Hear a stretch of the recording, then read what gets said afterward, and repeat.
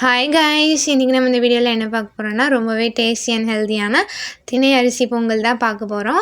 இதுக்கு வந்து சட்னி அண்ட் சாம்பார் வச்சு சாப்பிட்டா ரொம்பவே நல்லாயிருக்கும். கண்டிப்பாக ட்ரை பண்ணி பார்த்துட்டு எப்படி இருந்துச்சுன்னு கமெண்ட் பண்ணுங்கள்.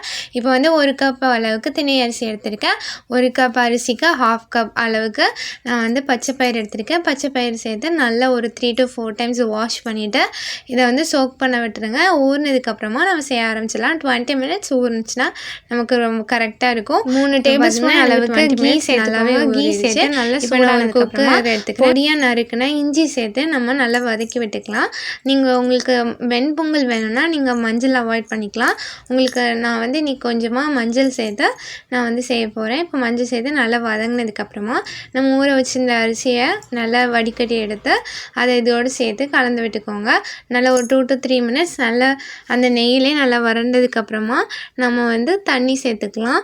நான் வந்து 1 கப் ரைஸ்க்கு இன்றைக்கி 4 கப்ஸ் வாட்டர் ஆட் பண்ண போகிறேன்.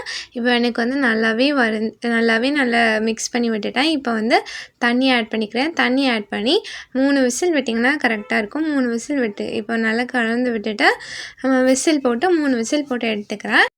இந்த வீடியோ பிடிச்சிருந்துச்சுன்னா கண்டிப்பாக லைக் பண்ணுங்கள், ஷேர் பண்ணுங்கள், சப்ஸ்கிரைப் பண்ணிக்கோங்க. இப்போ 3 விசில் இறங்கினதுக்கப்புறமா நல்லாவே இது குழஞ்சி வெந்துருச்சு. இப்போ நம்ம இதுக்கு தாளிக்கிறதுக்கு ரெடி பண்ணிடலாம். இப்போ ஒரு தாளிக்கிற கரண்டி எடுத்துக்கிறேன். இந்த அளவுக்கு நல்லா வெந்திருக்கு. நல்லா கலந்து விட்டுக்கோங்க. கலந்து விட்டுட்டு ஒரு தாளிக்கிற கரண்டியில் 1 டேபிள் ஸ்பூன் அளவுக்கு எண்ணெய் சேர்த்துட்டு 3 டேபிள் ஸ்பூன் அளவுக்கு நெய் சேர்த்துக்கிறேன். நெய் சேர்த்து ஜீரகம் நல்லா பொரிஞ்சதுக்கப்புறமா மிளகு சேர்த்துக்கிறேன். 1லேருந்து 1 டேபிள் ஸ்பூன் அளவு சேர்த்துக்கோங்க.